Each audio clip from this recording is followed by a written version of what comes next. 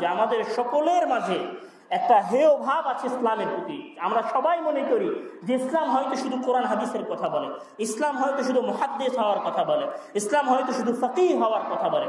শুধু এইটা বলে না, ইসলাম বিজ্ঞানী হওয়ার কথা বলে। পৃথিবীর ইতিহাসের সর্বশ্রেষ্ঠ যে সমস্ত বিজ্ঞানী আছেন তারা ইসলাম ধর্মের মানুষ। এই যে তোমাদের পাশের দেশ ভারত, এই ভারতের বিখ্যাত বিজ্ঞানী মিসাইল ম্যান নামে যিনি পরিচিত, এপিজে আব্দুল কালাম, যার বই উইংস অফ ফায়ার, যেটা বাংলায় অনুবাদ হয়েছে, তোমরা তার জীবন কাহিনী পড়ো। তিনি একজন ইবাদত গুজার, 5 ওয়াক্ত সালাত আদায়কারী মানুষ। সম্মানিত উপস্থিতি,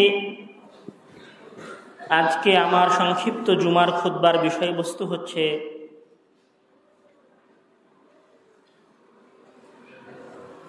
জ্ঞান চর্চায় মুসলমানদের স্বর্ণীল ইতিহাস।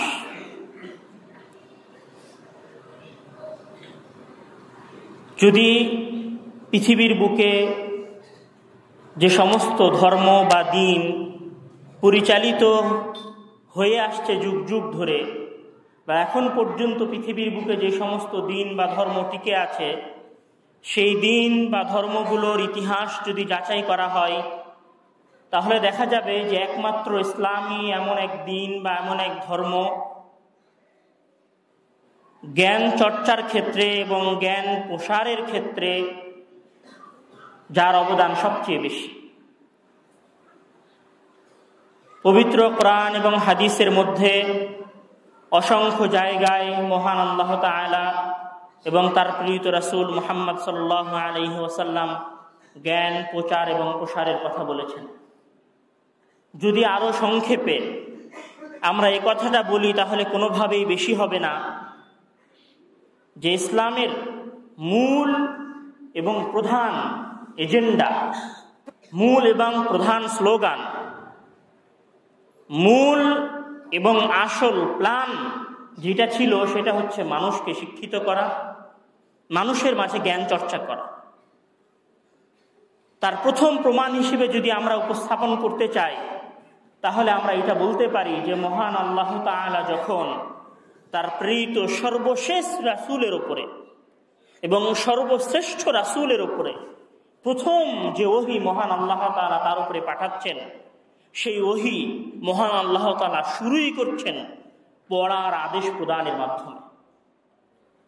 মানে এটা যদি আমরা একটু এইভাবে ভাবি যে মহান আল্লাহ তাআলা যুগে যুগে অসংখ্য নবী এবং রাসূল পাঠিয়েছেন, লাখেরও অধিক নবী এবং রাসূল পাঠিয়েছেন, তাদের মধ্যে সর্বশেষ মানে সবার শেষে যাকে পাঠাচ্ছেন এবং নবী এবং রাসূলগণদের সর্দার করে যাকে পাঠাচ্ছেন, তার উপরে মহান আল্লাহ তাআলা সর্বপ্রথম যেই হুকুম দিচ্ছেন, বোঝা যাচ্ছে যে অবশ্যই সেই হুকুমটা একটি যুগান্তকারী সিদ্ধান্ত, একটি বৈপ্লবিক হুকুম।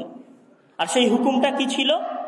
যে হে নবী, ইকরা, আউযু বিল্লাহি মিনাশ শাইতানির রাজীম, ইকরা বিসমি রাব্বিকাল্লাযী খালাক, খালাকাল ইনসানা মিন আলাক, ইকরা ওয়া রাব্বুকাল আকরাম আল্লাযী আল্লামা বিল কলম আল্লামাল ইনসানা মা লাম ইয়ালাম। প্রথম আদেশ ইকরা, আপনি পড়েন। কার নামে? আপনার প্রতিপালকের নামে। মানে এই আয়াত থেকে আরেকটা বিষয় ফুটে ওঠে যে পড়ার প্রথম ধাপ, পড়ার প্রথম স্তর অবশ্যই দ্বীন হতে হবে, অবশ্যই দ্বীনি জ্ঞান হতে হবে, অবশ্যই শরিয়াতের ইবতেদায়ী প্রাথমিক যে জ্ঞানগুলো রয়েছে সেগুলো হতে হবে। তাহলে কি ইসলাম দুনিয়াবি জ্ঞান নিয়ে কোনো কথাই বলে না? পরের আয়াতে মহান আল্লাহ তাআলা বলছেন, ইকরা বিসমি রাব্বিকাল্লাযী খালাক, খালাকাল ইনসানা মিন আলাক, যিনি মানুষকে জমাট বাঁধা রক্ত থেকে, জমাট বাঁধা রক্তপিণ্ড থেকে সৃষ্টি করেছেন। মানে পরের অংশে এটা বোঝা গেল যে মহান আল্লাহ তাআলা মানুষের সামনে এমন একটা বিষয় উপস্থাপন করলেন যেটা আসলে মানুষ জানে না, যার বিষয়ে মানুষের কাছে কোনোদিন কেউ কোনো ধারণা দেয়নি। ফার্স্ট মহান আল্লাহ তাআলা বলছেন যে মানুষকে সৃষ্টি করা হয়েছে জমাট রক্তপিণ্ড থেকে। মানে মহান আল্লাহ তাআলা প্রথম আয়াতে মানুষকে দ্বীনিয়াত শিক্ষার কথা বলেছেন এবং পরের আয়াতে মানুষকে দুনিয়াবি বা বিজ্ঞানসম্মত বা চিন্তা বা ব্রেনকে কাজে লাগিয়ে যে জ্ঞান অর্জন করা যায় সেই জ্ঞান অর্জন করার কথা বলেছে। তারপরে সর্বশেষ 5 নম্বর আয়াতে মহান আল্লাহ তাআলা বলছেন, যে ওয়াল্লামাল ইনসানা মা লাম ইয়ালাম, তিনি মানুষকে ওই জ্ঞান শিক্ষা দিয়েছেন যেই জ্ঞান মানুষ জানত। শুধু এখানেই নয়, মহান আল্লাহ তাআলা, আমরা অনেকেই জানি যে ইসলামের যেটা মূল এবং প্রধান দাওয়াত, সেটা হচ্ছে একজন মানুষ মুশরিক থেকে, অমুসলিম থেকে তখনই মুসলিম হতে পারবে যখন সে বলবে আল্লাহ তাআলা এক এবং অদ্বিতীয়। এটা আমরা সবাই জানি যে একজন মুসলিমকে আমরা যখন প্রথমে দাওয়াত দেই তখন আমরা তাকে বলি যে আপনি বলেন লা ইলাহা ইল্লাল্লাহ, মানে আল্লাহ ছাড়া কোনো উপাস্য নেই, আল্লাহ ছাড়া কোনো প্রকৃত উপাস্য নেই, একথা আপনি বলেন। তারপরে আপনি বলেন যে মুহাম্মদ সাল্লাল্লাহু আলাইহি ওয়াসাল্লাম আল্লাহর রাসূল। তাহলে ইসলামের আরেকজন মানুষকে মুসলিম করার প্রথম স্বীকৃতি হচ্ছে যে আল্লাহ তাআলা এক, এই স্বীকৃতি দেওয়া। এবং মহান আল্লাহ তাআলা বলছেন যে ওয়ামা খালাকতুল জিন্না ওয়াল ইনসা ইল্লা লিয়াবুদুন, আমি মানুষ এবং জিনকে সৃষ্টি করেছি শুধু আমার একাত্মতার স্বীকৃতি দেওয়ার জন্য। তো মহান আল্লাহ তাআলা নিজের একাত্মতার স্বীকৃতি দেওয়ার জন্য তিনি যে এক, এই স্বীকৃতিটা উনি কাদের কাছ থেকে নিয়েছেন? কথার কথা, আপনার এলাকার যেই ব্যক্তি ভালো বা কোনো একজন ব্যক্তির বিষয়ে আপনি যদি জানতে চান যে অমুক ব্যক্তি ভালো নাকি খারাপ, আপনি কি সেইটা ওই গ্রামের চোরকে গিয়ে জিজ্ঞাসা করবেন? ওই সমাজের চোরকে গিয়ে জিজ্ঞাসা করবেন? ওই সমাজের ডাকাতকে গিয়ে জিজ্ঞাসা করবেন? অবশ্যই ওই সমাজের সবচেয়ে গ্রহণযোগ্য ব্যক্তিকে গিয়ে আপনি জিজ্ঞাসা করবেন যে অমুক ব্যক্তির বিষয়ে আপনার মন্তব্য কি। তো মহান আল্লাহ তাআলা যখন নিজের সাক্ষ্য নিচ্ছেন, তিনি এক, অদ্বিতীয়, এই বিষয়ে যখন তিনি সাক্ষ্য দিচ্ছেন তখন তিনি কাদের সাক্ষ্য নিয়েছেন? তখন তিনি প্রথমে নিজে সাক্ষ্য দিয়েছেন, তারপরে মালায়েকা ফেরেশতাদের সাক্ষ্য নিয়েছেন, তারপরে তিনি কাদের সাক্ষ্য নিয়েছেন? উলুল ইলম, যারা জ্ঞান চর্চা করে, যাদের কাছে জ্ঞান আছে, মহান আল্লাহ তাআলা তাদের সাক্ষ্য নিয়েছেন। এই জন্য মহান আল্লাহ তাআলা বলছেন যে শাহিদাল্লাহু আন্নাহু লা ইলাহা ইল্লা হুয়া ওয়াল মালায়েকা ওয়া উলুল ইলম, মহান আল্লাহ তাআলা যে এক, এই বিষয়ে তিনি শাহাদা নিয়েছেন, সাক্ষ্য গ্রহণ করেছেন নিজের পক্ষ থেকে, শাহাদা এবং সাক্ষ্য নিয়েছেন ফেরেশতাদের নিকট থেকে, শাহাদা এবং সাক্ষ্য নিয়েছেন উলুল ইলম, জ্ঞান চর্চা করে, জ্ঞান অর্জন করে, সৃষ্টি নিয়ে গবেষণা করে এই ধরনের ব্যক্তিদের কাছ থেকে। তাহলে বোঝা গেল যে ইসলামের মহান এবং মূল স্লোগানগুলোর একটা স্লোগান হচ্ছে জ্ঞান চর্চা করা। এবং জ্ঞানটা যে শুধু দুনিয়াবি জ্ঞান নয়, এই জ্ঞানটা যে দ্বীনি জ্ঞান, এবং এই জ্ঞানটা যে বিজ্ঞান, সায়েন্স, টেকনোলজির জ্ঞান, তার যদি আরো দুই একটা আমরা প্রমাণ দিতে চাই তাহলে আমরা বলতে পারি যে মহান আল্লাহ তাআলা পবিত্র কোরআনের মধ্যে অসংখ্য জায়গায় বলেছেন, সৃষ্টির দিকে দেখার কথা বলেছেন। যেমন আমরা সকলে একটা আয়াত জানি, যেটা আমাদের সলাতে জুমার দিন সবসময় পড়া হয়, যে আফালা ইয়ানজুরুনা ইলাল ইবলি কাইফা খুলিকাত, তারা কি দেখে না যে উটকে কিভাবে সৃষ্টি করা হয়েছে? মানে মানুষের উচিত সৃষ্টি জীব নিয়ে গবেষণা করা। ও ইলাল জিবালি কাইফা নুসিবাত, তারা কি দেখে না যে আমি পাহাড়কে কিভাবে জমিনের ভেতরে গেড়ে দিয়েছি? মানে মানুষের উচিত পাহাড় নিয়ে গবেষণা করা। ও ইলাস সামাই কাইফা রুফিআত, তারা কি দেখে না যে আমি কিভাবে আসমানকে সমুন্নত করেছি? মানে মানুষের উচিত আসমানের এই সমুন্নতা নিয়ে গবেষণা করা। মহান আল্লাহ তাআলা পবিত্র কোরআনের মধ্যে সূরা নাবার মধ্যে, পুরো সূরা নাবার, আলাম নাজআলিল আরদা মিহাদা ওয়াল জিবালা আওতাদা ওয়া খালাকনাকুম আজওয়াজা ওয়া জাআলনা নাওমাকুম সুবাতা ওয়া জাআলনা আল-লাইলা লিবাসা ওয়া জাআলনা আন-নাহারা মাআশা ওয়া বানাইনা ফাওকাকুম সাবআন কিদাদা। পুরো সূরা নাবার পুরো প্রথম অংশ মহান আল্লাহ তাআলা সৃষ্টি জগৎ নিয়ে আলোচনা করেছেন, যে আলোচনাগুলো একজন মানুষের পক্ষে জাস্ট চোখে দেখে বোঝা সম্ভব নয়, বরং সেই জিনিসগুলোর অন্ত পর্যন্ত যদি একজন মানুষ জানতে চায় তাহলে একজন মানুষের অবশ্যই জ্ঞান চর্চা করা উচিত, জ্ঞান অর্জন করা উচিত। এবং এইখানে এই আলোচনার যেটা একটা মূল টপিক, সেটা হচ্ছে যে আজকে আমরা অনেকেই মনে করি, বা পাশ্চাত্য বিশ্ব আমাদের যেটা শিক্ষা দিয়েছে, সেটা হচ্ছে যে ইসলাম যে কথাটা বলে সেটা হচ্ছে জাস্ট মসজিদে সালাত আদায় করা, জাস্ট সালাত, সিয়াম, হজ, যাকাত পালন করা, এর বাইরে আর ইসলাম অন্য কোনো কিছু নিয়ে বলে না। আমরা সেই বিষয়ে আমাদের পরবর্তী আলোচনায় জানতে পারবো যে ইসলাম আসলে বিজ্ঞান, সায়েন্স, টেকনোলজি নিয়ে কি বলে, বা ইসলামের কি সমুজ্জ্বল ইতিহাস রয়েছে। এই আলোচনার যে অংশটা ফুটে উঠল যে ইসলামের একটা মূল স্লোগান ছিল রাসূল সাল্লাল্লাহু আলাইহি ওয়াসাল্লামের যুগে এবং তার পরবর্তী যুগে, ইসলামের মূল স্লোগান, মূল ডায়লগ, মূল আদর্শ, মূল কথা, মূল দাওয়াত ছিল জ্ঞান চর্চা করা। এই জন্যই যদি আমরা দেখি যে রাসূল সাল্লাল্লাহু আলাইহি ওয়াসাল্লাম মারা যাওয়ার পরে যখন খোলাফায়ে রাশেদার যুগ আসলো, খোলাফায়ে রাশেদার পরে যখন মুআবিয়া ইবনে আবি সুফিয়ান এর পরবর্তী বংশধরেরা যখন শাসন ক্ষমতায় বসলো এবং তাদের চলে যাওয়ার পরবর্তী যখন আব্দুল্লাহ ইবনে আব্বাস রাদিয়াল্লাহু তাআলা আনহুর পরবর্তী বংশধর আব্বাসীয়রা যখন শাসন খলিফায় আসলো, তখন তাদের মূল স্লোগান, মূল ভূমিকা ছিল জ্ঞান চর্চা করার পিছনে। রাসূল সাল্লাল্লাহু মারা গেলেন, ওমর রাদিয়াল্লাহু তাআলা আনহু ক্ষমতা, আবু বকর রাদিয়াল্লাহু তাআলা আনহু ক্ষমতায় বসলেন। মূল স্লোগান ছিল জিহাদ করা, দেশ জয় করা, মানুষের মাঝে দাওয়াত দেওয়া। ওমর রাদিয়াল্লাহু তাআলা আনহু সেম স্লোগান নিয়ে চলেছেন এবং মুআবিয়া ইবনে আবি সুফিয়ানের পরিবারে যত উমাইয়ার বংশধর এসেছে প্রায় 100-150 বছর যাবত তাদের মূল স্লোগান ছিল জিহাদ। আল্লাহ তাআলা তাদের মাঝে জিহাদের প্রতি ভালোবাসা দিয়েছিলেন। তারা জিহাদ করতে ভালোবাসত, শহীদ হতে ভালোবাসত, দেশে জয় করার মহানেশা মহান আল্লাহ তাআলা তাদের মধ্যে দিয়েছিলেন। কিন্তু তাদের পরে মানে খোলাফায়ে রাশেদার পরে, উমাইয়াদের শাসন শেষ হয়ে যাওয়ার পরে যখন আব্বাসীয়রা খেলাফতের শাসন ক্ষমতায় আসলো, আব্বাসীয়রা মানে আব্দুল্লাহ ইবনে আব্বাস রাদিয়াল্লাহু তাআলা আনহুর পরিবারের পরবর্তী বংশধরেরা। এখানে একটা কথা তোমরা যারা ছোট বাচ্চা আছো অনেকেই বোঝো না যে খেলাফত আসলে কি। মানে রাসূল সাল্লাল্লাহু আলাইহি ওয়াসাল্লাম কিছু অঞ্চল জয় করেছিলেন, তারপরে আবু বকর রাদিয়াল্লাহু তাআলা আনহু কিছু অঞ্চল জয় করেছিলেন, তারপরে ওমর রাদিয়াল্লাহু তাআলা আনহু অর্ধ পৃথিবী জয় করেছিলেন। তো দেশ জয় করার এই সিলসিলা মুসলমানদের মাঝে খেলাফত শাসন শেষ হওয়া পর্যন্ত ছিল। তো এই যে বিশাল মুসলিম সাম্রাজ্য, এই মুসলিম সাম্রাজ্য যারা শাসন করত, মুসলিম সাম্রাজ্য মানে শুধু বাংলাদেশ না, কিন্তু পুরো পৃথিবীটাকে দুই ভাগ করলে এক ভাগ মুসলমানরা শাসন করত। তো এই শাসন ক্ষমতা যাদেরকে পরিচালনা করত বা যারা পরিচালনা করত বা যেই মাধ্যমে পরিচালনা হতো সেটাকে বলা হতো খেলাফত শাসন ব্যবস্থা। তার প্রথম পরিচালকরা ছিল খোলাফায়ে রাশেদা, 4 জন খলিফা। তারপরের পরিচালকেরা ছিল মুআবিয়া ইবনে আবি সুফিয়ানের পরিবারের। তারপরের খলিফারা ছিল ইবনে আব্বাস রাদিয়াল্লাহু তাআলা আনহুর পরিবারের।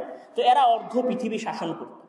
তো মুআবিয়াদের পরে যখন আব্বাসীয়রা খেলাফত শাসনে আসলো, তো আব্বাসীয় খলিফাদের মধ্যে যুবক একজন খলিফা হচ্ছেন হারুনুর রশিদ।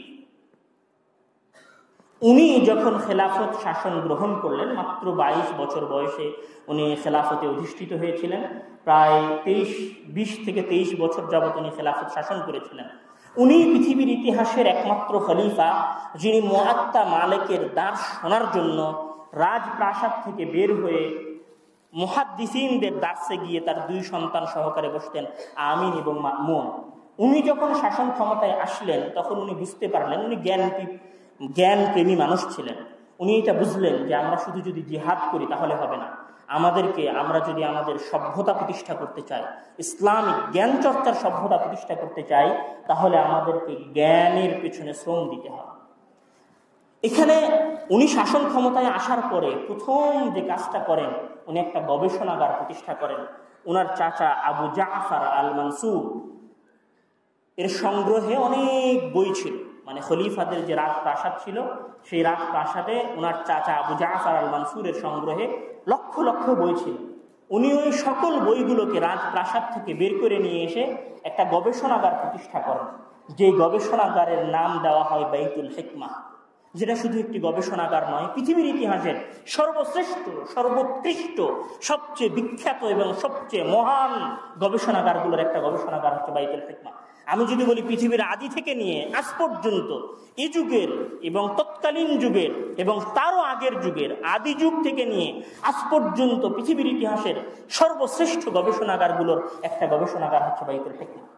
এই গবেষণাগার হারুনুর রশিদ প্রতিষ্ঠা করার পরে ওনার যেটা মূল পরিকল্পনা ছিল সেটা হচ্ছে অন্য ভাষায় থাকা যত বই আছে সব বইগুলোকে আরবিতে অনুবাদ করতে হবে।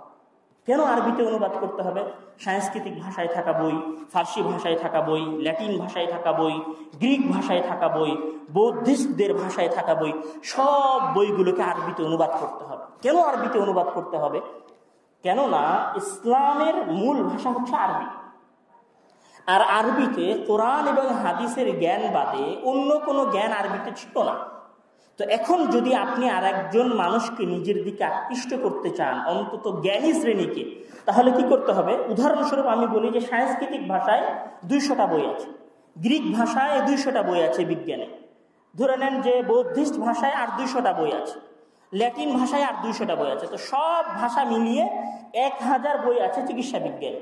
তাহলে একজন ব্যক্তি যদি চিকিৎসক হতে চায় তাহলে তাকে কয়টা ভাষা শিখতে হবে? প্রায় 5টা ভাষা শিখতে হবে। কিন্তু আমি 5টা ভাষার বইগুলোকে যদি একটা ভাষায় রূপান্তরিত করে দিই, তাহলে মানুষ ওই সব ভাষা ছেড়ে দিয়ে কোন ভাষা শিখবে? যে ভাষায় ওই 1000 বইকে রূপান্তরিত করা হয়েছে। তখন উনি কি করলেন? গ্রিক ভাষার বইকে আরবিতে রূপান্তরিত করলেন, বাইতুল হিকমার মধ্যে গবেষক নিয়োগ দিলেন কোটি কোটি টাকা খরচ করে। ফার্সি ভাষার বইগুলোকে আরবিতে রূপান্তরিত করলেন, সাংস্কৃতিক ভাষার বইগুলোকে আরবিতে ট্রান্সলেশন করলেন। তারপরে মেসোপটেমিয়া, রোমানদের যে সভ্যতা, ব্যাবিলনীয় সভ্যতার যে বইগুলো ছিল গ্রিকদের ভাষার, সেগুলোকে উনি আরবিতে রূপান্তরিত করলেন। বৌদ্ধিস্টদের যে বইগুলো ছিল সেগুলোকে উনি আরবিতে রূপান্তরিত করলেন। সব বই যখন আরবিতে রূপান্তরিত হওয়া শুরু হয়ে গেল, তখন যারা জ্ঞান চর্চা করত তাদের একটা স্রোত তৈরি হয়ে গেল আরবি ভাষার দিকে। তখন মুসলিম, অমুসলিম, খ্রিস্টান, ইহুদি, বৌদ্ধিস্ট, মূর্তি পূজক, অগ্নি পূজক, সবার যাদের কাছে জ্ঞান চর্চার প্রতি আগ্রহী ছিল তারা সবাই তখন আরবি ভাষা শিখতে লাগলো। এই যে আরবি ভাষার একটা মহা বিকাশ যেটা উনি করেছিলেন, সেটা বাইতুল হিকমাতে হয়েছিল। ভাই, এমন কোনো ভাষা নেই বা এমন কোনো বিজ্ঞানের সাইড নেই যেই বই নিয়ে বাইতুল হিকমা গবেষণা করেন, যেই বইয়ের অনুবাদ বাইতুল হিকমা করেন। এইখানে শুধু খলিফারা নন, খলিফাদের পাশাপাশি মানে হারুন আর রশিদের পাশাপাশি আরো অনেক পরিবার নিজেদের ব্যক্তিগত উদ্যোগে এই গবেষণাগারে সংযুক্ত ছিল। আমি যদি তার 2-1টা উদাহরণ দেই, তাদের মধ্যে একটা বিখ্যাত পরিবার ছিল বারামেকা গোত্র। তাদের একটা ইতিহাস আছে যেটা ইতিহাসের পাতায় পাওয়া যায়। তোমাদের সিলেবাসে একটা বিখ্যাত বই আছে কালিলা ওয়া দিমনা, আরবি সাহিত্যের একটা বিখ্যাত বই, যে বিখ্যাত বইটাকে ইবনুল মুকাফফা রাহিমাহুল্লাহ সাংস্কৃতিক ভাষা থেকে আরবিতে অনুবাদ করেছিলেন। পরে এই বইটাকে একজন ব্যক্তি কবিতায় রূপান্তরিত করেন, যার নাম হচ্ছে আবান আল-লাহিকি। উনি যখন এই বইটাকে কবিতায় রূপান্তরিত করেন, কাদের আন্ডারে রূপান্তরিত করেন? আর কবিতায় বারামেকা গোত্রের তত্ত্বাবধানে। বাইতুল হিকমা হচ্ছে একটা গবেষণাগার, এই গবেষণাগারের মূল তত্ত্বাবধায়ক ছিল খলিফারা, এবং তাদের সাথে আরো অনেক গোত্র ছিল যাদের কাছে আল্লাহ টাকা পয়সা দিয়েছিলেন, তারাও এই গবেষণাগারের তত্ত্বাবধায়ক ছিল। তো তাদের আন্ডারে এই কালিলা ওয়া দিমনা এই বইয়ের কবিতায় রূপান্তরিত করেন আবান আল-লাহিকি। তখন আবান আল-লাহিকিকে খুশি হয়ে ইয়াহইয়া ইবনে খালিদ আল-বারমাকি এবং ফাদল ইবনে ইয়াহইয়া আল-বারমাকি 25,000 দিনার উপহার দেয়। মানে এখান থেকে বোঝা যায় যে তাদের জ্ঞান চর্চার প্রতি, তৎকালীন মুসলমানদের মাঝে জ্ঞান চর্চার প্রতি কতটা আগ্রহ ছিল। মানে জাস্ট একটা বইকে কবিতায় রূপান্তরিত করার জন্য 25,000 স্বর্ণ মুদ্রা, তৎকালীন যুগের 25,000 স্বর্ণ মুদ্রা উপহার দেওয়া হয়। এবং বাদশাহ হারুন আর রশিদের মৃত্যুর পরে যখন তার সন্তান মামুন ক্ষমতায় আসেন, তখন উনি নিয়ম জারি করেন যে একজন ব্যক্তি যে গবেষণাপত্র লিখবে, ওই গবেষণাপত্রের যা ওজন হবে সেই ওজনের সমপরিমাণ তাকে স্বর্ণ মুদ্রা দেওয়া হবে। চিন্তা করা যেতে পারে, মানে আমি আজ থেকে 1000 বছর আগের কথা বলছি। আজ থেকে 1000 বছর আগে আব্বাসীয় খেলাফতের জ্ঞান চর্চার ইতিহাসের কথা বলছি। খলিফা মামুনুর রশিদ, হারুন আর রশিদের সন্তান মামুন যখন ক্ষমতায় বসে, তখন উনি ঘোষণা দেন এবং পৃথিবীর প্রতিটা প্রান্তর থেকে উনি বিজ্ঞান, ইতিহাস, চিকিৎসা বিজ্ঞান, জ্যোতির্বিদ্যা সহ আরো যত শাস্ত্র আছে সকল শাস্ত্রের গবেষকদের নিয়ে আসা শুরু করেন বাইতুল হিকমায়, এবং তাদেরকে এই আদেশ দেন যে আপনারা যে গবেষণাপত্র লিখবেন সেই গবেষণাপত্রের যা ওজন হবে আমি তার সমপরিমাণ স্বর্ণ মুদ্রা আপনাকে দিই। এবং এই গবেষণাগারের বিখ্যাত একটি গবেষক পরিবার হচ্ছেন বানু মুসা পরিবার। এখনো যদি আমরা তাদের ইতিহাস খুঁজতে যাই তাহলে দেখব পৃথিবীর ইতিহাসে সর্বপ্রথম যারা রোবোটিক্স এর ধারণা দিয়েছিলেন তারা হচ্ছেন এই বানু মুসা পরিবার। বাপ সন্তান সবাই বানু মুসা পরিবারের বাইতুল হিকমার গবেষক ছিলেন। মুহাম্মদ বিন মুসা, আহমদ বিন মুহাম্মদ বিন মুসা, হাসান বিন মুহাম্মদ বিন মুসা বিন শাকির, একই পরিবারের 3 ভাই, বাপ এবং 3 ভাই সহ সবাই হচ্ছেন বাইতুল হিকমার গবেষক। এবং তারা শুধু নিজে গবেষণা করতেন তা নয়, এই গবেষণাগারের পেছনে তারা নিজেরা যা ইনকাম করতেন সেটাও তারা খরচ করতেন। তাদের আন্ডারেও কিছু গবেষক ছিল যাদেরকে প্রতি মাসে তারা 500 দিনার করে স্বর্ণমুদ্রা বেতন হিসেবে দিতেন। এবং এই খলিফা মামুনুর রশিদ যখন এই গবেষণাগারে আসেন তখন উনি বিখ্যাত একজন নাহবি ফাররা, তোমরা অনেকেই তার নাম শুনেছ, বিশেষ করে যারা শারিফ নাতিল পড়েছ। ফাররা উনি হচ্ছেন কুফি নাহবি। উনি ফাররা রাহিমাহুল্লাহকে ডেকে পাঠালেন যে আপনি আসেন আমাদের বাইতুল হিকমায় গবেষণা করবেন। তখন ফাররা বললেন যে আমি মাযুর হয়ে গেছি, মানে আমি অসুস্থ হয়ে গেছি, আমার পক্ষে কুফা থেকে আপনার বাগদাদে বাইতুল হিকমায় গিয়ে গবেষণা করা সম্ভব নয়। তখন উনি বললেন ঠিক আছে, আপনি আপনার বাসায় থাকেন, আমি খাদেম পাঠিয়ে দিচ্ছি, আমি আপনার কাছে প্রতি মাসের বেতন পাঠিয়ে দিচ্ছি। ওখান থেকে বাগদাদে বসে থেকে খলিফা মামুন বেতন এবং দাস দাসী পাঠিয়ে দিলেন খেদমতের জন্য। কার খেদমতের জন্য? একজন নাহবির খেদমতের জন্য। ওই খেদমতের সুযোগ পাওয়ার মাত্র 2 বছরের মাথায় ফাররা রাহিমাহুল্লাহ নাহুর বিখ্যাত বই এবং জগবিখ্যাত বই আরবি গ্রামারের আল হুদুদ, কিতাবুল হুদুদ উনি লিখে ফেলেন মাত্র 2 বছরের মাথায়। এখান থেকে বোঝা যায় যে তৎকালীন খলিফাদের একটা মূল খরচের একটা মূল জায়গা ছিল জ্ঞান চর্চার ক্ষেত্রে। এবং যদি আমি বলি যে পৃথিবীর ইতিহাসের প্রথম মানচিত্র এই বাইতুল হিকমা গবেষণাগার থেকে বের হয়ে আসে। পৃথিবীর ইতিহাসের প্রথম পৃথিবীর মানচিত্র এই বাইতুল হিকমা গবেষণাগার থেকে প্রতিষ্ঠা হয়। এবং পৃথিবীর ইতিহাসের সর্বপ্রথম মহাকাশ গবেষণা সংস্থা মুমতাহানা নামে বা মিরসাদ নামে পৃথিবীর ইতিহাসের সর্বপ্রথম গবেষণা সংস্থা এই বাইতুল হিকমার আন্ডারে প্রতিষ্ঠিত হয়। এবং বিখ্যাত ঐতিহাসিক মোহাম্মদ আতাউল্লাহ উনি বাইতুল হিকমার যে শিক্ষা বিন্যাস, মানে ওই যুগের শিক্ষা সিলেবাসটা কি ছিল, উনি ওইটাকে 2 ভাগ করেছেন। যে বাইতুল হিকমার শিক্ষার স্তরটা 2 রকম ছিল। প্রথম স্তরে ছোট ছোট বাচ্চারা বাইতুল হিকমার নির্দিষ্ট মসজিদে গিয়ে কোরআন মুখস্থ করত। কোরআন মুখস্থ করার পরে তার চেয়ে আরেকটু কেন্দ্রীয় মসজিদে এসে ফিকহ, উসুলে ফিকহ, শরিয়া, হাদিস, উসুলে হাদিস, তাফসিরের জ্ঞান অর্জন করত। তাফসির, উসুলে হাদিস এবং ফিকহের জ্ঞান অর্জন করার পরে তারা সরাসরি বাইতুল হিকমার মাঝে গবেষণা করার সুযোগ পেত। বাইতুল হিকমার নিজস্ব গবেষণার ধরন 2 রকম ছিল, বা তাদরিসের ধরন 2 রকম ছিল। এক, এখানে নির্দিষ্ট শিক্ষক ছাত্রদের সামনে দার্স দিতেন, ছাত্ররা সেটা শুনতো। আর একটা হচ্ছে কোনো বিষয়ে কোনো ছাত্রদেরকে নির্দিষ্ট করে দেওয়া হতো যে তুমি অমুক বিষয়ে গবেষণা করো অমুক শিক্ষকের আন্ডারে। তখন ওই ছাত্র ওই শিক্ষকের সান্নিধ্যে থেকে তার সাথে ইলমি মুনাকাশা করে গবেষণাপত্র প্রকাশ করত। এরা ছিল বাইতুল হিকমার ইতিহাস। বাইতুল হিকমা শুধু একটা গবেষণাগার ছিল না, বাইতুল হিকমা একটা বিশ্ববিদ্যালয়। বাইতুল হিকমা পৃথিবীর ইতিহাসে সর্বশ্রেষ্ঠ বিশ্ববিদ্যালয়।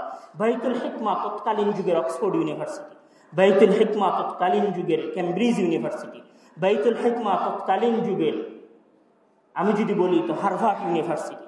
মানে জ্ঞান এবং বিজ্ঞানের, শুধু দিনই জ্ঞান নয়, চিকিৎসা বিজ্ঞান থেকে নিয়ে শুরু করে যত ধরনের বৈজ্ঞানিক গবেষণা হতে পারে সব গবেষণার কেন্দ্রবিন্দু ছিল বাইতুল হিকমা।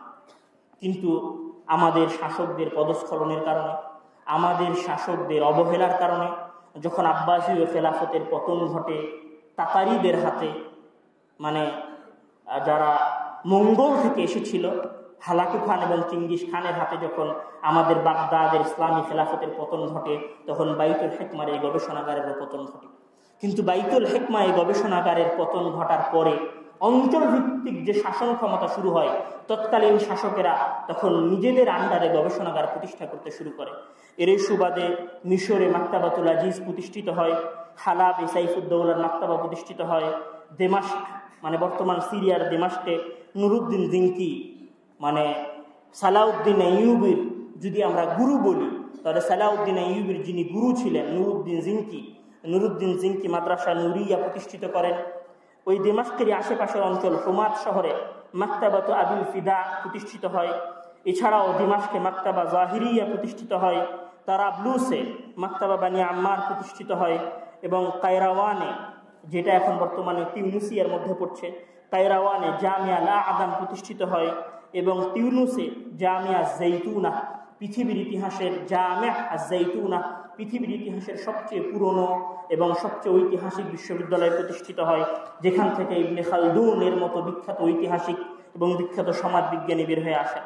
এরপর মিকনাসে জামিয়া আল আযাম প্রতিষ্ঠিত হয়, মারাকেশে আল হিকমা সহ আরও বিভিন্ন অঞ্চলে গবেষণাগার প্রতিষ্ঠিত হয়। এগুলো সকল মাক্তাবা এবং সকল গবেষণাগার, এগুলো মাক্তাবা মানে এগুলো গবেষণাগার, উন্মুক্ত লাইব্রেরি, এগুলোতে গবেষক থাকতো যাদের পেছনে সরকার, তৎকালীন যুগের মুসলিম শাসকেরা টাকা পয়সা ব্যয় করত। এবং এইগুলোতে শুধু কোরআন হাদিসের গবেষণা হতো না, সায়েন্স এবং বিজ্ঞানেরও গবেষণা হতো। এবং শুধু যদি আমরা খোরাসান আল কুবরা, মানে এখন যেটা খোরাসান বোঝায় সেটা হচ্ছে আফগানিস্তান, আমরা যদি খোরাসান আল কুবরার কথা বলি মানে মহা খোরাসান, যেমন আমরা আগে বলতাম গ্রেট ব্রিটেন বা সোভিয়েত ইউনিয়ন, সেরকম মুসলমানদের আগে ছিল খোরাসান আল কুবরা মানে মহা খোরাসান। এই খোরাসানটা হচ্ছে আফগানিস্তান, ইরান সবকিছু নিয়েছিল। আমরা যদি শুধু খোরাসান অঞ্চলের বিজ্ঞানী এবং জ্ঞানী ব্যক্তিদের নামের লিস্ট এবং তাদের জীবন ইতিহাস আলোচনা করতে চাই, তাহলে কয়েক ঘন্টার কয়েকটা সেশন হবে, কয়েক মাস ধরে, শুধু যদি খোরাসানের আলেম ওলামা এবং বিজ্ঞানীদের ইতিহাস আলোচনা করা হয়। শুধু এই খোরাসানি যারা জন্মগ্রহণ করেছিলেন, সারখাসি, খাওয়ারজিনি, বীজগণিত, তোমরা যারা 7, 8, 9 পড়ো তারা সবাই বীজগণিত পড়ো। বীজগণিত তোমাদের কাছে অনেক কঠিন মনে হয়। এই বীজগণিতের যিনি মহাকর্ণধার তিনি হচ্ছেন খাওয়ারজিমি রাহিমাহুল্লাহ।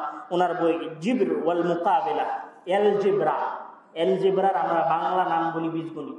এই এলজেব্রা শব্দটা এসেছে খাওয়ারজিমি রাহিমাহুল্লাহর বই জিবর ওয়াল মুকাবিলা এই বই থেকে। এই খোরাসান নগরীর আরো বড় বড় আলেম ছিলেন সামারকান্দি, ফারাবি, বুখারি মানে ইমাম বুখারি রাহিমাহুল্লাহ, তিরমিজি, সাগানি, কাশানি, শাসি, নিসাবুরি, মারজাবি, হারাবি, ফারগানি, জামাকশারি, বাইহাকি, বুস্তি সহ অসংখ্য এই ধরনের লকবধারী অসংখ্য আলেম ওলামা এবং বিজ্ঞানীদের লিস্ট পাওয়া যাবে শুধু যদি খোরাসানের আলেম ওলামা এবং বিজ্ঞানীদের লিস্ট বের করা হয়। এই খোরাসান নগরীতে পৃথিবীর ইতিহাসের বিখ্যাত চিকিৎসা বিজ্ঞানী ইবনে সিনা রাহিমাহুল্লাহর জন্ম হয়েছিল। এবং এই বাইতুল হিকমা এবং তার আশেপাশের এই গবেষণাগারের পতনের পরে মিশরে আরও একটি গবেষণাগার প্রতিষ্ঠা হয়েছিল, যে গবেষণাগার দারুল উলুম নামে পরিচিত। 1400 খ্রিস্টাব্দে গবেষণাগার প্রতিষ্ঠা হয়েছিল, মানে প্রায় আজ থেকে 1020 বছর পূর্বে। 1020 বছর পূর্বে মিশরে দারুল উলুম নামে একটা গবেষণাগার প্রতিষ্ঠা হয়েছিল, যে গবেষণাগারটি প্রতিষ্ঠা করেছিলেন ফাতিমি খলিফা আল হাকাম বি আমরিল্লাহ। ওনার এই গবেষণাগারে 16 লক্ষেরও বেশি বই ছিল, 16 লক্ষেরও বেশি বই ছিল। এবং এই গবেষণাগারের বিখ্যাত একজন গবেষক হচ্ছেন আবু আলী আল হাসান ইবনুল হাইসাম। আবু আলী আল হাসান ইবনুল হাইসাম, যিনি পৃথিবীবাসীকে প্রথম ক্যামেরার ধারণা দিয়েছিলেন। আমরা যে ক্যামেরায় যে আমার যে এখন ভিডিও হচ্ছে, এই ভিডিও ক্যামেরার যিনি প্রথম ধারণা দিয়েছিলেন তিনি হচ্ছেন আবু আলী হাসান ইবনুল হাইসাম, যিনি দারুল উলুম বা মিশরের এই গবেষণাগারের একজন গবেষক ছিলেন। এবং শুধু গবেষণা নয়, চক্ষু চিকিৎসায় আজ পর্যন্ত যার সবচেয়ে বেশি অবদান আছে তিনি হচ্ছেন ইবনুল হাইসাম রাহিমাহুল্লাহ। আমরা যদি আমাদের এই বাগদাদ এবং এই মিশর ছেড়ে দিয়ে আমাদের স্পেনের ইতিহাস নিয়ে আলোচনা করতে চাই, তাহলে এরকম কয়েক মাস ব্যাপী সেশন করা যাবে শুধু স্পেনের মুসলমানদের বিজ্ঞান চর্চার ইতিহাস নিয়ে। শুধু যদি আমরা আজ থেকে প্রায় যদি 900 খ্রিস্টাব্দের কথা বলি, 900 খ্রিস্টাব্দ মানে আজ থেকে প্রায় 1100 বছর, মানে 1100 বছর আগেকার কথা বলছি আমি। 1100 বছর আগে আমাদের রাজশাহী, 1100 বছর আগে আমাদের ঢাকা, 1100 বছর আগে আমাদের কলকাতা, 1100 বছর আগে লন্ডন, 1100 বছর আগের প্যারিস, 1100 বছর আগের নিউ ইয়র্ক এবং 1100 বছর আগের গ্রানাডা, 1100 বছর আগের কর্ডোবা। যদি তুলনা দেওয়া হয় তাহলে আজকের যেমন রাজশাহীর মফস্বল এবং চীনের বেইজিং, মানে চীনের বেইজিংটা হচ্ছে তৎকালীন যুগের গ্রানাডা এবং কর্ডোভা, আর রাজশাহীর মফস্বল সিটিটা হচ্ছে new York city, Paris, London. যদি আজ থেকে 1000 বছর আগের তুলনা দেওয়া হয় তাহলে অনেকটা এরকম হবে। আজ থেকে 1000 বছর আগে শুধু কর্ডোভা, যেটাকে আরবিতে বলা হয় কুর্তুবা, এই কুর্তুবা নগরীতে প্রায় 32টিরও বেশি বিশ্ববিদ্যালয় ছিল। 32টিরও বেশি বিশ্ববিদ্যালয় ছিল একটা শহরে। ওই শহরে 500টিরও বেশি বিদ্যালয় ছিল, মানে প্রাথমিক স্তরের বিদ্যালয় ছিল। আল হাকাম বিন আব্দুর রহমান সানি, যিনি দ্বিতীয় আল হাকাম নামে পরিচিত, তিনি 27টি প্রাথমিক বিদ্যালয় শুধু অনাথ এবং দরিদ্র বাচ্চাদের শিক্ষা দেওয়ার জন্য চালু করেছিলেন। এই উড়োজাহাজ, যে উড়োজাহাজে আমরা এখন উড়ে যাই, এই উড়োজাহাজ ওড়ার যিনি সর্বপ্রথম স্বপ্ন দেখিয়েছিলেন তিনি আব্বাস ইবনে ফিরনাস ছিলেন। উনি সর্বপ্রথম কর্ডোভা নগরীর বিখ্যাত রাজ মসজিদের মিনার থেকে নিজের শরীরে 2 ডানা লাগিয়ে মানুষকে শিক্ষা দিয়েছিলেন যে হ্যাঁ, মানুষও উঠতে পারে। এবং উনি ওই সময় ল্যান্ডিং করতে গিয়ে, মানে অবতরণ করতে গিয়ে মাজায় আঘাত পান, এবং তিনি ওই সময় থিওরি দেন যে আমরা যদি কোনোদিন আকাশে উঠতে চাই তাহলে আকাশে ওরা ওই বস্তুর লেজ থাকতে হবে। এই জন্য সব বিমানের এখন লেজ আছে। এই লেজ থাকার থিওরি উনি দিয়েছিলেন। এবং উনি পৃথিবীর ইতিহাসে সর্বপ্রথম পানির ঘড়ি আবিষ্কার করেন। আবুল কাসেম আজ-জাহরাবি উনি 30 খণ্ডের একটা বই লেখেন। আমি যদি বলি যে এখন আমরা যে সার্জারি করছি, মানে কাটা ছেঁড়া, হাত, পেট কাটা, বুক কাটা সহ আরো শরীরের বিভিন্ন অংশ কাটা ছেঁড়া, এই কাটা ছেঁড়ার গবেষণার 90% যে ব্যক্তির বইয়ের উপর নির্ভরশীল সেটি হচ্ছেন আবুল কাসেম আজ-জাহরাবির 30 খণ্ডের উপর সার্জারির উপর লেখা উনি যে বই লিখে গিয়েছিলেন সেই বই। এবং আমি যদি বলি কর্তুবা বা কর্ডোভার পাশের নগরী গ্রানাডা, এই গ্রানাডার সর্ববৃহৎ লাইব্রেরিতে 6 লক্ষ বই ছিল। এবং সবচেয়ে আশ্চর্যের বিষয় যে 6 লক্ষ বইয়ের লাইব্রেরির যিনি মালিক ছিলেন তিনি একজন শাসক, একজন খালিফা। মানে একজন খালিফার ব্যক্তিগত আন্ডারে 6 লক্ষ বই। আর আমাদের এখনকার মুসলিম শাসকদের ব্যক্তিগত আন্ডারে হচ্ছে কি, মার্সিডিস, মেব্যাক, BMW, বুর্জ আল খালিফা, তারপরে হচ্ছে কোথাও কোনো প্রমোত্তরী, কোথাও কোনো বিলাসী বিল্ডিং। আর তৎকালীন যুগের খলিফাদের প্রিয় বস্তু বা প্রিয় জায়গা ছিল লাইব্রেরি, নিজস্ব লাইব্রেরি। শুধু তাই নয়, জামে ইসবেলিয়া, মানে ইসবেলিয়া নগরীর কেন্দ্রীয় জামে ইসবেলিয়া তথা ইসবেলিয়া নগরীর, মানে ইসবেলিয়া হচ্ছে স্পেনের, মানে বর্তমান স্পেন। তোমরা এখানে আরেকটু কথা বলি, তোমরা স্পেনকে চেনো কার নামে? মেসির না। তোমরা স্পেনকে চেনো রিয়াল মাদ্রিদের না। তোমরা স্পেনকে চেনো বার্সেলোনার না। তোমাদেরকে যদি আমি বলি কর্ডোভা, আমি যদি বলি কর্তুবা, বা আমি যদি বলি গ্রানাডা বা গার্নাতা, তাহলে তোমরা চিনতে পারবা না। যদি বলি মেসির দেশ, তাহলে তোমরা চিনতে পারবা। যেই দেশ থেকে মেসিকে কিনে নিয়ে এসে কোটি ডলার দিয়ে আমরা খেলাচ্ছি, তাদের পেছনে হাজার হাজার কোটি ডলার ইনভেস্ট করছি, ওই দেশ, ওই মাটি, ওই অঞ্চল, ওই এলাকা, ওই দেশের গাছপালা, ওই দেশের ভূমি সব ছিল মুসলিম বিজ্ঞানী এবং মুসলিম ঐতিহাসিকদের চলাফেরা করার জায়গা। এবং পৃথিবীর ইতিহাসের সবচেয়ে বড় বিশ্ববিদ্যালয়, সবচেয়ে বড় গবেষণাগার, সবচেয়ে বড় জ্ঞান চর্চার নগরীগুলোর 2টা নগরী হচ্ছে এই স্পেনে ছিল। একটা হচ্ছে কর্ডোভা এবং হচ্ছে একটা গ্রানাদা। পুরো স্পেন জুড়ে, পুরো স্পেনের অঞ্চল জুড়ে মুসলমানদের মাঝে জ্ঞান চর্চা ছিল। তার একটা অঞ্চল হচ্ছে ইসবেলিয়া, স্পেনের একটা নগরী হচ্ছে ইসবেলিয়া। এই ইসবেলিয়ার কেন্দ্রীয় মসজিদ জামে ইসবেলিয়াতে হাদিস এবং তাফসীরের দাস দিতেন আবু বকর ইবনে আল-আরাবী। গণিত এবং ফারায়েজের দাস দিতেন আবু বকর আহমদ জুজাই জামে বালান্সিয়াতে। বালান্সিয়া একটা শহরের নাম। জামে মার্সিয়া তথা মার্সিয়া নগরীর মসজিদে হাদিস, ফিকহ এবং আরবি সাহিত্যের দাস দিতেন আব্দুর রহমান ইবনে আবদুল্লাহ আল আজাদি। জামে মালাগা, যেটা আরবিতে মালাকা নামে পরিচিত, এই জামে মালাগায় উলুমুল লুগা এবং ফারায়েজ পড়াতেন মোহাম্মদ বিন আহমদ আল গাসানি। এবং জামে গার্নাতার কোলে পৃথিবীর জামে গার্নাতা মানে গ্রানাডার কেন্দ্রীয় মসজিদের পার্শ্বদেশে পৃথিবীর ইতিহাসের সর্বশ্রেষ্ঠ বিশ্ববিদ্যালয় প্রতিষ্ঠিত হয় আবুল হাজ্জাজ ইউসুফ ইবনুল আহমারের আন্ডারে। আমি যদি এই বিশ্ববিদ্যালয়গুলোর আমরা যদি নাম দেখি, তাহলে আমরা একটা চমৎকার জিনিস দেখব যে নামগুলোর শুরুতে আছে যেমন জামে ইসবেলিয়া, জামে মার্সিয়া, জামে মালাগা, তারপরে হচ্ছে জামে কায়রাওয়ান, জামে আজ-জাইতুনা। জামে মানে কি? জামে মানে হচ্ছে তোমাদের মসজিদের সাইনবোর্ডে লেখা আছে জামিউ বাইতুল হামদ, মানে বাইতুল হামদ জামে মসজিদ।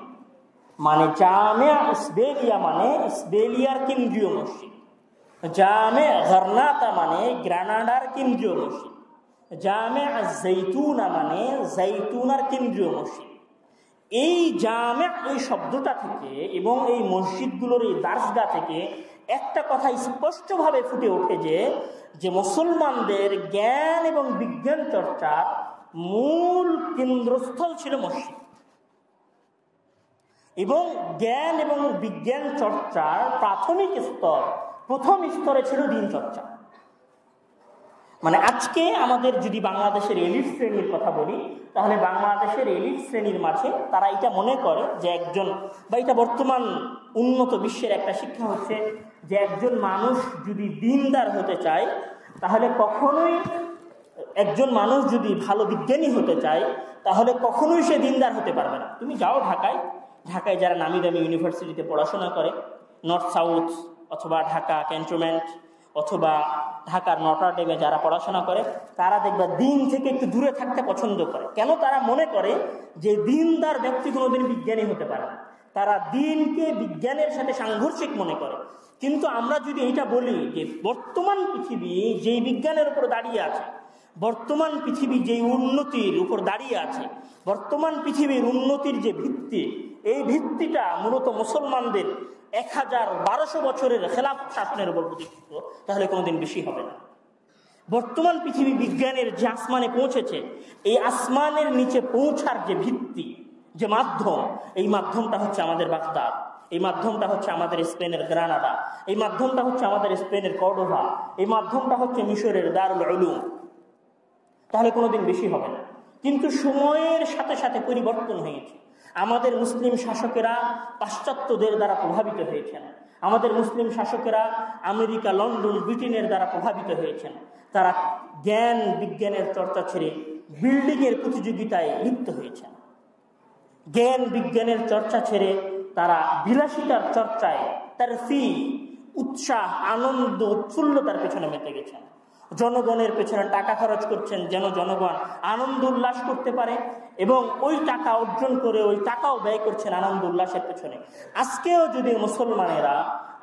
যদি মুসলিম শাসকগণেরা বাইতুল হিকমার মতো একটা গবেষণাগার প্রতিষ্ঠা করতে পারে, গ্রানাডার মতো একটা গবেষণাগার প্রতিষ্ঠা করতে পারে, কর্ডোভা কুর্তুবা বা জামিয়া কুর্তুবার মতো একটা কর্ডোভা বিশ্ববিদ্যালয় প্রতিষ্ঠা করতে পারে, তাহলে আগামী 100 বছর পরে এই মুসলমানদের ভাগ্য নতুনভাবে লেখা হতে পারে। হয়তো এই মুসলমানদের নামের শুরুটা এভাবে হতে পারে যে বিশ্বের পরাশক্তি উমুক মুসলিম শাসক। যদি আমাদের মুসলিম শাসকদের চিন্তা ভাবনার পরিবর্তন ঘটে এবং আমরা যদি এই বিলাসিতা ছেড়ে দিয়ে জ্ঞান চর্চা করি। এবং এইখানে যে কথা আমি বলছিলাম যে আমাদের সকলের মাঝে একটা হেয় ভাব আছে ইসলামের প্রতি। আমরা সবাই মনে করি যে ইসলাম হয়তো শুধু কোরআন হাদিসের কথা বলে, ইসলাম হয়তো শুধু মুহাদ্দিস হওয়ার কথা বলে, ইসলাম হয়তো শুধু ফকিহ হওয়ার কথা বলে। শুধু এইটা বলে না, ইসলাম বিজ্ঞানী হওয়ার কথা বলে। পৃথিবীর ইতিহাসের সর্বশ্রেষ্ঠ যে সমস্ত বিজ্ঞানী আছেন তারা ইসলাম ধর্মের মানুষ। এই যে তোমাদের পাশের দেশ ভারত, এই ভারতের বিখ্যাত বিজ্ঞানী মিসাইল ম্যান নামে যিনি পরিচিত, এপিজে আব্দুল কালাম, যার বই উইংস অফ ফায়ার, যেটা বাংলায় অনুবাদ হয়েছে, তোমরা তার জীবন কাহিনী পড়ো।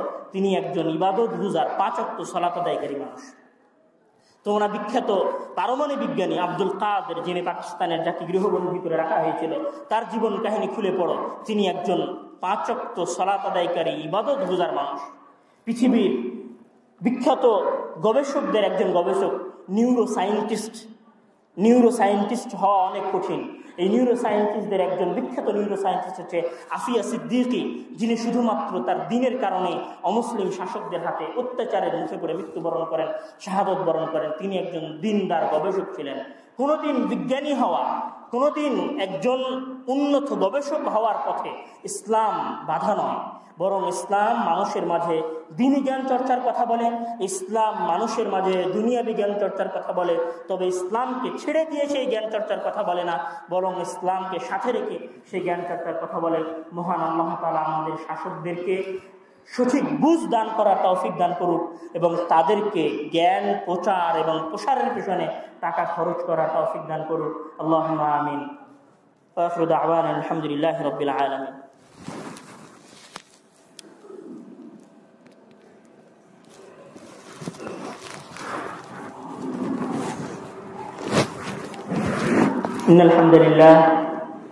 إن الحمد لله نحمده ونستعينه ونستغفره ونعوذ بالله من شرور أنفسنا ومن سيئات أعمالنا، من يهده الله فلا مضل له ومن يضلله فلا هادي له، وأشهد أن لا إله إلا الله وحده لا شريك له وأشهد أن محمدا عبده ورسوله أما بعد। বক্তব্যের দ্বিতীয় অংশে এসে একটা কথা না বললেই নয়। যদি আমরা বলি যে আসলে আমাদের বাংলাদেশের যেহেতু আমরা মুসলমান শাসকদের এবং তাদের জ্ঞান চর্চার পেছনে তাদের ইতিহাসের কথা বললাম, আমরা যদি আমাদের দেশের সামান্য কিছু যে আসলে আমরা কেন শিক্ষায় তাদের মতো পর্যায়ে পৌঁছাতে পারছি না, তার যদি আমি কোনো দিনই কারণ নয়, আমি যদি লজিক্যাল দুই একটা কারণের কথা বলি, তাহলে এখানে দেখা যাবে যে আমাদের সরকার শিক্ষার পেছনে যে ব্যয়টা করে সেই ব্যয়টা অতি নগণ্য। এখানে ডেইলি স্টারের রিপোর্টে একটা রিপোর্ট উঠে এসেছিল যে বাংলাদেশের সরকার শিক্ষা খাতের পেছনে যে অর্থটা ব্যয় করে সেটা হচ্ছে বাংলাদেশের মূল জিডিপি, মানে বাংলাদেশ যে অর্থ আয় করে সেই আয়ের মাত্র 1/2।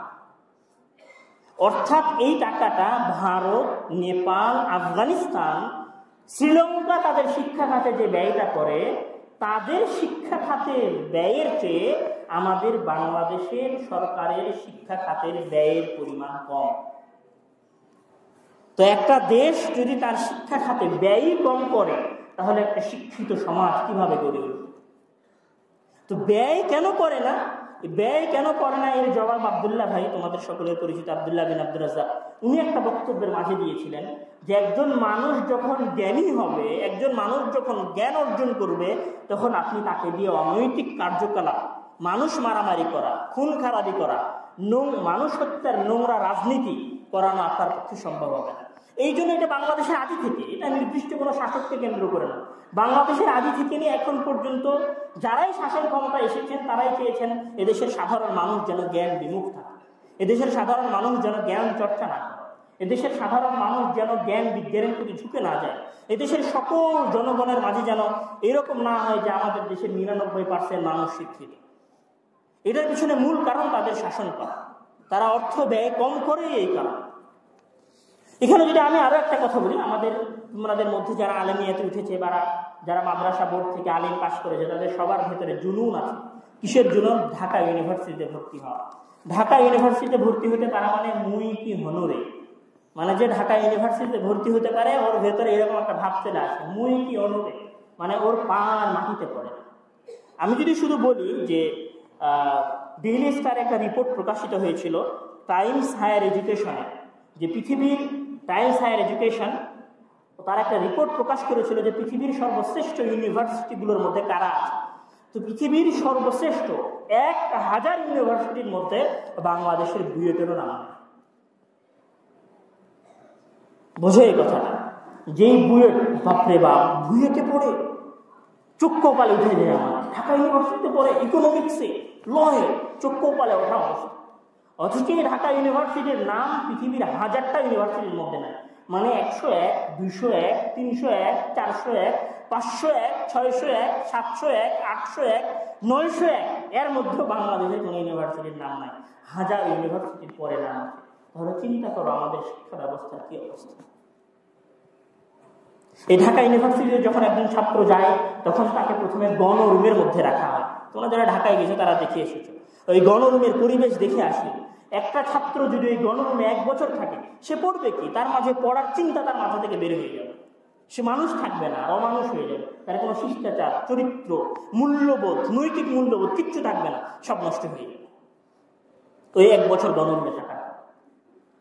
আসলে এটা যৌক্তিক এবং লজিক্যাল কথা। এই যে বুয়েট নিয়ে আমরা প্রশংসা করি, এই বুয়েট থেকে একটা খাওয়ারাজিমি বের হয়, এই বুয়েট থেকে একটা ইবনে সিনা বের হয়, এই বুয়েট থেকে একটা ইবনুল হাইথাম বের হয়, এই বুয়েট থেকে একটা আব্বাস ইবনে ফিরনাস বের হয়নি গত 50 বছরে, গত 60 বছরে। তাহলে আমরা কি করব? এই যে বুয়েট নিয়ে আমাদের এত অহংকার, আমাদের এত দাম্ভিকতা, আমাদের এত বুক ফোলানো আওয়াজ এবং মুখ ফোটানো চিৎকার, এগুলো মূল্যহীন, এগুলো সাময়িক প্রলাপ মাত্র। এবং এদের মধ্যে থেকে যে 2-4টা মেধাবী বের হয় সেগুলো আমাদের দেশে থাকে না, সেগুলো সব দেশের বাইরে চলে যায়। আমরা যদি প্রকৃতার্থে আমাদের দেশকে উন্নত করতে চাই তাহলে আমাদের ব্যক্তি থেকে নিয়ে শুরু করে সমাজ থেকে নিয়ে শুরু করে শহর থেকে নিয়ে শুরু করে রাষ্ট্র পর্যন্ত পুরো সমাজের মধ্যে, পুরো দেশের মধ্যে জ্ঞান কেন্দ্রিক বিপ্লব নিয়ে আসতে হবে। তাহলে আমাদের সমাজ পূর্ণরূপে পরিবর্তন করা সম্ভব।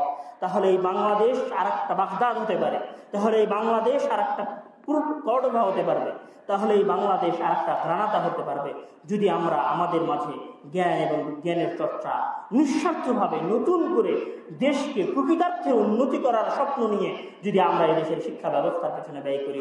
মহান আল্লাহ তাআলা আমাদের দেশের শাসকদেরকে হেদায়েত দান করুক, তাদেরকে এদেশের শিক্ষা ব্যবস্থার প্রতি মনোযোগ দেওয়ার তৌফিক দান করুক, এবং তাদের বাৎসরিক ইনকামের একটা বিশাল অংশ যেন মহান আল্লাহ তাআলা এই দেশের জনগণের জন্য ব্যয় করার তৌফিক দান করে, এবং মহান আল্লাহ তাআলা যেন এই দেশে এমন কোনো শাসককে, এই দেশের ক্ষমতা যেন এমন কোনো শাসকের হাতে দেন, অথবা যারা আছেন তাদেরকে যেন এমন করে দেয় যেন তারা হারুন আর রশিদের মতো হয়, যেন তারা মামুন রশিদের মতো হয়, যেন তারা আব্দুর রহমান আল হাকাম বিন আব্দুর রহমানের মতো হয়, আল হাকাম আল সানির মতো হয়, অথবা আব্দুর রহমান আল নাসিরের মতো হয়, এবং তাদের মাধ্যমে যেন মহান আল্লাহ তাআলা এদেশের ভাগ্যকে নতুন করে খুলে দেন, এবং এদেশ যেন আর একটা বাইতুল হিকমা জন্ম দিতে পারে। মহান আল্লাহ তাআলার কাছে এই দোয়া, এই দাবি রেখে আজকের সংক্ষিপ্ত জুমার খুতবা এখানে শেষ করছি। ওয়া আখিরু দাওয়ানা আলহামদুলিল্লাহি রাব্বিল আলামিন। আসসালামু আলাইকুম ওয়া রাহমাতুল্লাহি ওয়া বারাকাতুহু।